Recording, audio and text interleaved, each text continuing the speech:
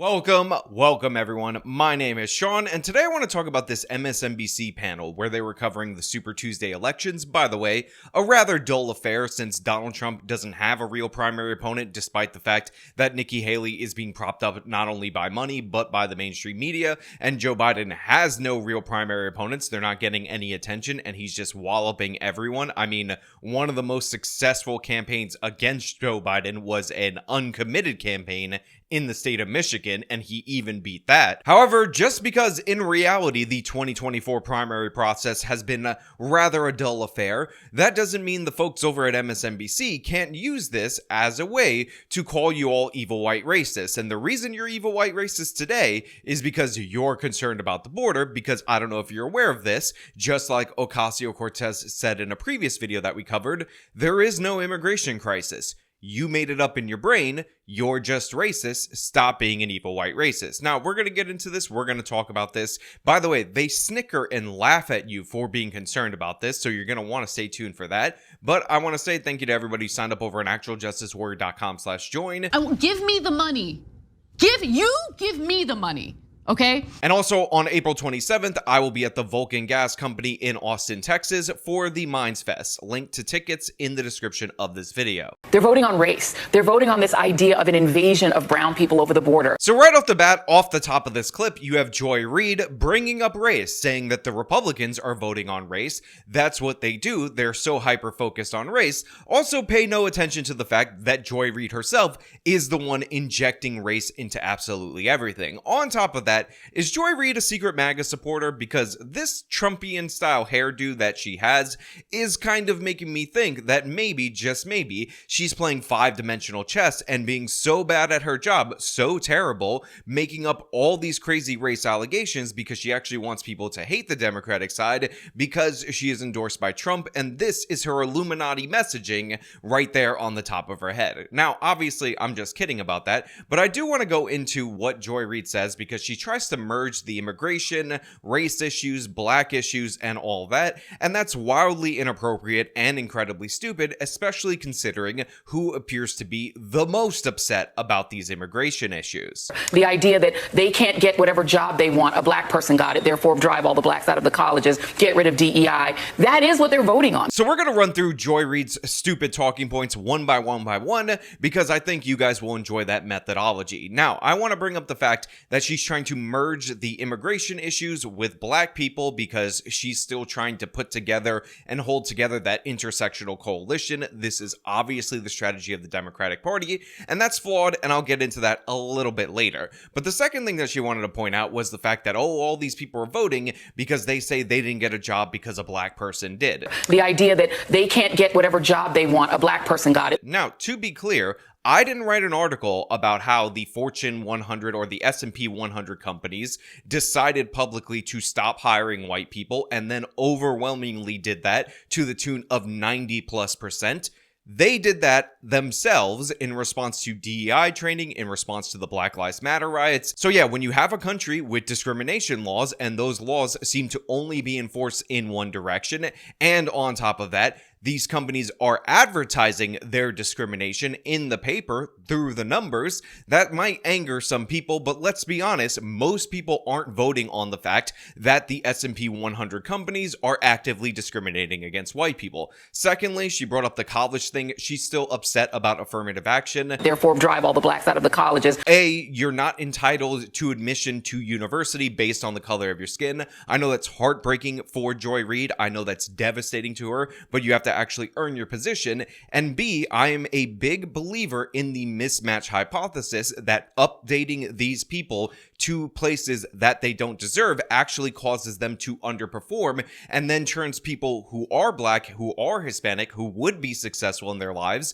into artificial failures. I will link an essay in the description of this, which will explain why I am under the impression that affirmative action policies aren't even good for minorities. And by the way, the Bach and Bone research into that is very flawed, and I will find something to address that as well. Now, finally, because Joy Reid wants to link these two issues, the blacks and immigration, I want to point out that black people are moving towards Trump, at least according to the polling. I'll believe it when I see it in the voting, based on immigration. Now, I see a lot of progressives talking about how, oh, the Democrats didn't do voting rights, and that's why black people are moving. But if you ask them over and over again, it's the immigration issue. And the reason why is because they see these people who are foreign born, who are defrauding the asylum system, being entitled to more benefits and getting benefits that are being taken away directly from them.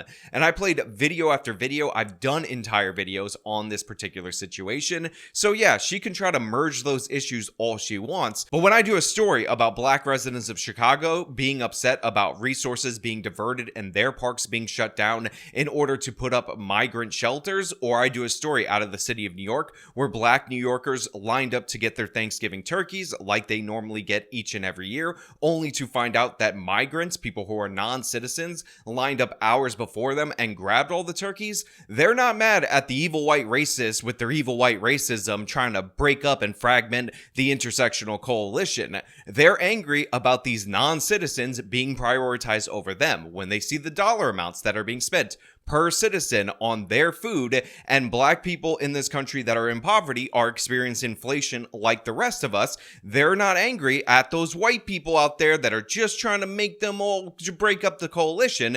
They're angry at them paying higher grocery prices while other people are throwing out food for free that was given to them. The just voting specifically on racial animus at this stage, it isn't about economics. No, which is why Trump killed the immigration bill. Correct. That's why.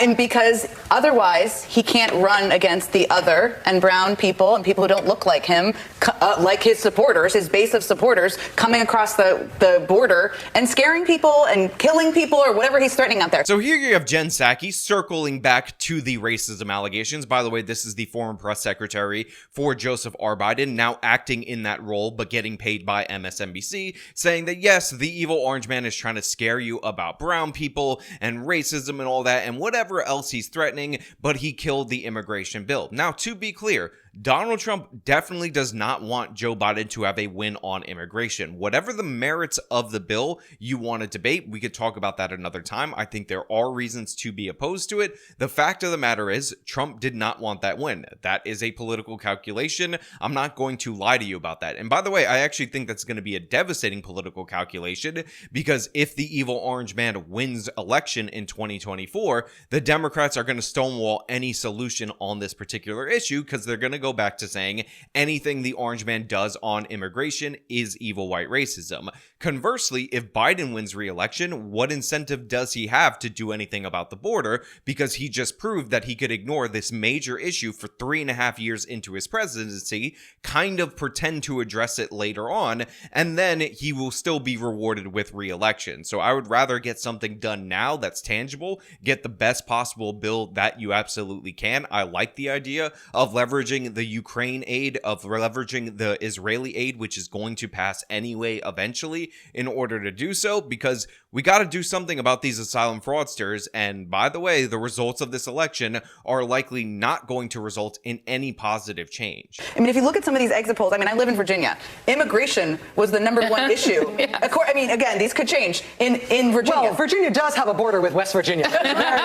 Very contested area. Build the wall. So I absolutely love this clip right here, where they're like, I live in Virginia, and immigration is considered the number one issue by Virginia voters, which is ridiculous. And they're all laughing, they're all yucking it up. You stupid rubes, you stupid white people out there in Virginia, across this country, that are concerned about the immigration issue, how dare you do so? I mean, it's not like these migrants are traveling all over the country and creating crises in places like New York, Chicago, Denver, everywhere in this nation, exhausting their resources and all of that. It's not like there's also a similar program to send these migrants to the District of Columbia, which, by the way, Virginia does border, and those people people end up in the state of Virginia, you're just an ignorant rube. You're just stupid. You're just racist. Shut up, racist, and stop it with your evil white racism. That's the tone that they're going for right here. And saying that, by the way, that if you're in the state of Virginia, just because you don't technically border the nation of Mexico, where a lot of these migrants are coming in,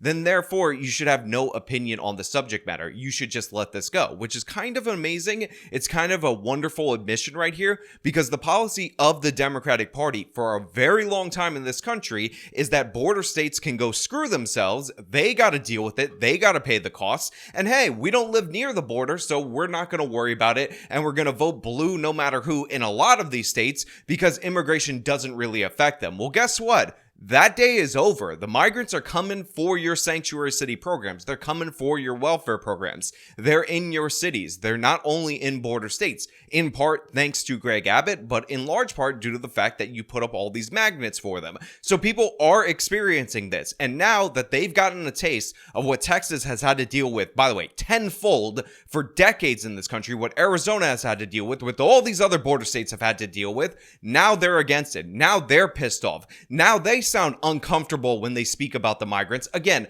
go listen to black voters talk about them in any of these town hall meetings, and what you'll realize is that the much milder speaking out against immigration that they called white people evil white racists for is nowhere close to what you're getting from those people in those cities. And by the way, again, they have a right to decide who comes into their nation, just like all of us as Americans have a right to decide who comes into our nation, and we also have a right to prioritize whatever issues we damn well please as our top line issue. What? I mean, when I was in New Hampshire, people were talking about the northern border as a threat because Trump has indoctrinated people with this fear of people who do not look like them being a threat to them. So I love that Jen Psaki said that. I absolutely love it because her tone, the way she wants to come off is that these people in New Hampshire, these stupid, ignorant rubes, these ignorant white people, this white trash human garbage said that the northern border was a problem because Trump has convinced them of that and they're so stupid. But the thing is,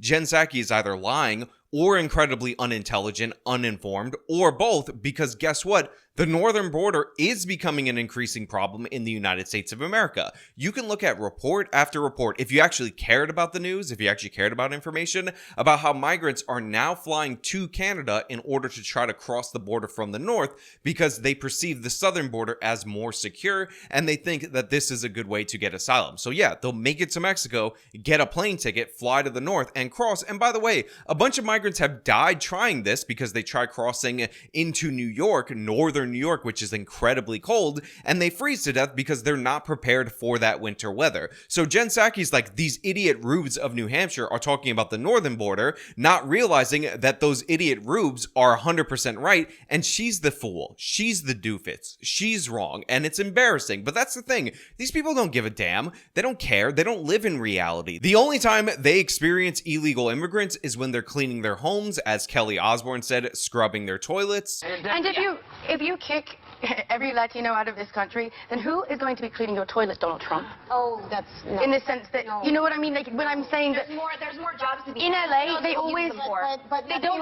And in their mind, this underclass of citizens that doesn't look them directly in the eye is a non-problem because they're subservient to them and they subordinate their needs and monitor their children. So when you average everyday normal people talk about this particular issue, talk about your resources getting eaten up by the migrant crisis, they laugh at you as they get some of these migrants to plant another rose bush for them to look at and enjoy. Because Trump has indoctrinated people with this fear of people who do not look like them being a threat to them. Now this I find to be incredibly annoying and incredibly obnoxious from someone like Jen Psaki, because obviously, you guys out there in the audience know this, I'm half Puerto Rican. I am half a Latin. Now to be clear, my Puerto Rican side has no immigration issues at all whatsoever because Puerto Ricans are natural-born American citizens. But when I look at Latin people from anywhere in the world, you know what I realize? For the most part, they look like the majority of my Puerto Rican side of the family. In fact, I went to Little Havana a couple of times, and I'm pretty sure I saw about 6 different women that happened to be my great-grandmother, which is weird because she died years ago, yet she was on the street 6 different times in just this little strip. That's how similar these people look to people I love and my family and all that. But guess what? I'm still against asylum fraud. It's an absolute disaster. In fact, I'm probably more open to immigration than the majority of people out there in my audience, the way you feel about it right now. But asylum fraud is another level of absurdity because these people are getting all of these additional benefits. Everything negative you've been told about illegal immigration your whole life is doubly true times 10 with these people. And on top of that, if you're legitimately trying to claim asylum, you have to deal with hundreds of thousands to millions of fraudsters right now gumming up the system. So no, it doesn't have anything to do with me being scared of the Browns or anything like that, scared of the Latins or scared of the Africans that are coming in or the Chinese that are coming in, because the border is so porous right now and the situation is so ridiculous it's incentivizing everybody to travel there. It has to do with the fact that we are creating a magnet for a disastrous scenario, and it's gumming up the whole purpose of the asylum system. And we know for a fact these are economic migrants because they skip over about 7 different countries before they get here. We got people coming from China. They get on a plane. They pass through God knows how many countries in that 7,000-mile journey. Africa, same situation. And we're pretending like they're legitimate asylum seekers. It's absurd. It's ridiculous. It's insane. So yeah, Jen, if there was a white country or majority white country where millions upon millions of people were committing asylum fraud, creating all sorts of problems, draining the resources of not just the border towns, which by the way is bad enough and evil enough on its own, but all these different cities in the interior of the country, I would be against them too. I would have a problem with that as well, but there is no such country right now, so you're just talking out of your you-know-where. And every election cycle, particularly when there's a Democratic incumbent, we get reminded about the borders, and the borders become a thing again, and then if there's a Republican in office, we don't think about them anymore. Yeah, Rachel, here's the thing. Joe Biden, and I have the clip right here, said he wanted these people to surge to the border during the Democratic primary because that's who we are. In fact, make sure that we immediately surge to the border. All those people are seeking asylum. They deserve to be heard. That's who we are. That is exactly what he delivered on his election promise, and that's why we have a record number of cases in the immigration back courts, and that is a problem. You can deny it all you want. You can snicker, you can laugh. Again, you can have your housekeeper clean your toilet and be like, that's not a problem, but all of us have to deal with the consequences of this situation. It's the deficit and the border.